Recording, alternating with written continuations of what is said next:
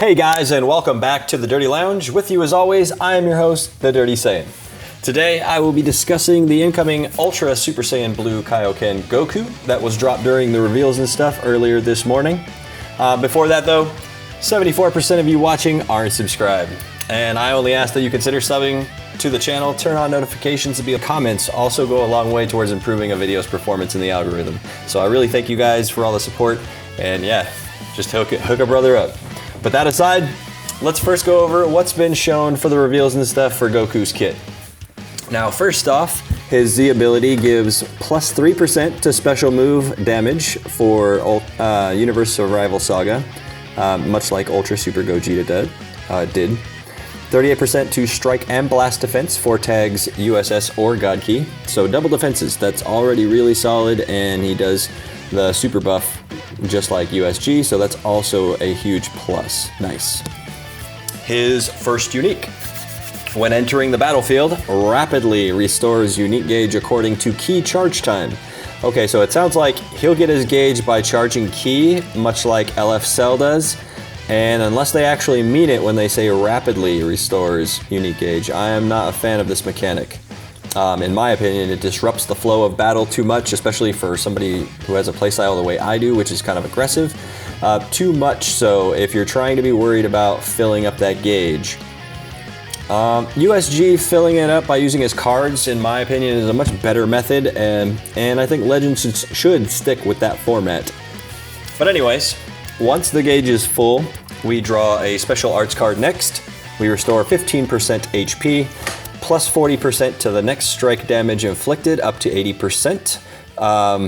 So this, I'm pretty sure this means it's stackable, and that's pretty ludicrous if the charge time is fast on this gauge like it says.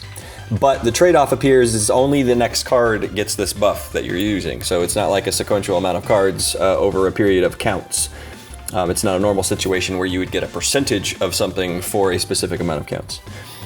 It also gives 40% to blast in the same way, plus 20% to special move damage as well, up to 40%. Damage cut, plus 20% unstackable, and applies until enemy combo is finished. And finally, it restores 100% of Vanishing Gauge, activates 5 fucking times. Okay, so these effects all sound very good. If you can pull these off multiple times during the match, you're gonna have a good time, I think. I have a feeling this unit is going to be doing some immense damage when he starts snowballing too. Now on to his second unique. When you evade with a Vanishing Step, you get card draw speed for 10 counts, randomly destroys 1 enemy card, and inflicts enemy downgrade minus 50 to key recovery for 10 counts. So this is pretty solid right off the rip. The card draw speed is amazing. Randomly destroying a card from your enemy is always a plus. That can be really annoying at times too, and you can have that come in clutch, destroy their ultimate or destroy a blue card or whatever. He has a special cover change against strikes, and it's also comboable into the blue card. His blast card destroys all enemy blue cards on hit. Damn, that's annoying as fuck. You can bet there's going to be some matches where this screws you over big time and makes you lose a match. There's no doubt in my mind that this is going to be maybe not a regular occurrence, but it's going to happen, and you're going to be mauling. I know I will be. Lastly, his Ultra unique. Just like for Ultra Super Gogeta, if he's in the leader slot when the battle starts, he gets plus 30% to damage inflicted and key recovery. Neither can be canceled. Or if he's not the leader, he gets plus 5% to both of those same stats for every battle member on the bench. So like including yourself, so all 6 members of that you can put in the party. Now all that being said, his typing is yellow and he is a range type. So I'll be curious to see if he's got really good blast stats. And as far as I remember, so this is the only Ultra that has a yellow color. We are still missing a green. I can't wait for that, but I'm gonna say right now, I don't think our next Ultra unit is going to be green. It's probably going to be red. Just my thoughts. Now, as far as the 2 main tags that you're going to want to run this Goku on, of course there's going to be others that you can put him on because of the leader slot, and he's probably going to fit on some really good teams. But USS and GODKI are his main teams.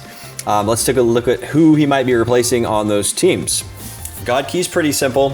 They have a couple of pretty good options for team members around him, and including the yellow units. And yeah, but the problem is we already have some big damage dealers, and this is a damage dealer. So GODKI desperately needs a endurance, maybe even a revival, and they need some kind of Dragon Ball and or sub count manipulation going on in their kits. Right now, GODKI is on the cusp of being a great tag, but it's just missing that extra little push to have it compare with the top meta teams.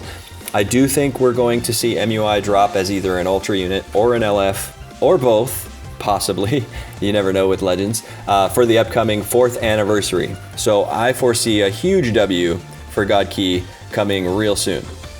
Mostly this unit is either going to replace your Gogeta Blue or your Super Saiyan Blue Evolution Vegeta, and you can also Zenkai buff him with the Super Saiyan God Vegeta, so that's nice. There's not really any other yellows worth mentioning for GODKI at this time, so we'll move right on into the USS tag that he's got. This is a big W for them as well, since we now have Jiren full power, and with an MUI likely incoming for the 4th anniversary, this team might finally get off the ground. The tag still needs, again, a strong red unit or revive unit, since we already have full power Jiren, who's technically an endurance unit. And they need Dragon Ball or sub count manipulation, or both. Super Saiyan Blue Kaioken will be replacing Super Saiyan Blue Evolution Vegeta, and also MVP Android 17. The other two yellows, Champa and Kale and Caulifla, hardly ever see play now anyways, so we don't really care about them. Now, all this being said, we do need to keep in mind that we don't have everything in terms of the stats info or anything like that, the other little tidbits that might be in this kit that's not listed here. They leave stuff out constantly that you see it in the kit once it drops, and you're like, oh dang, I didn't know he did this. So we're gonna see some of that. Might be some really good stuff in there, but I'm willing to bet he's going to be rocking some really good numbers, even at low stars. Maybe not like epic numbers, but it's gonna be real solid. Now, for me personally, I think I'm gonna hold off on summoning on this guy. I think I am almost back to 10k CCs saved towards the 4th anniversary, and I would really like to have around 50k CC to drop for that. So as much as I love that we're getting a new unit for GODKI, which is one of my main tags, by himself I don't think he's enough to push this tag into the top of the meta just yet. Not only that, we all saw how quickly they turned around and re-released Ultra Super Gogeta on his second banner after the first banner left. So there's a great chance that they will come back with this banner sometime during the whatever part of the 4th anniversary celebration.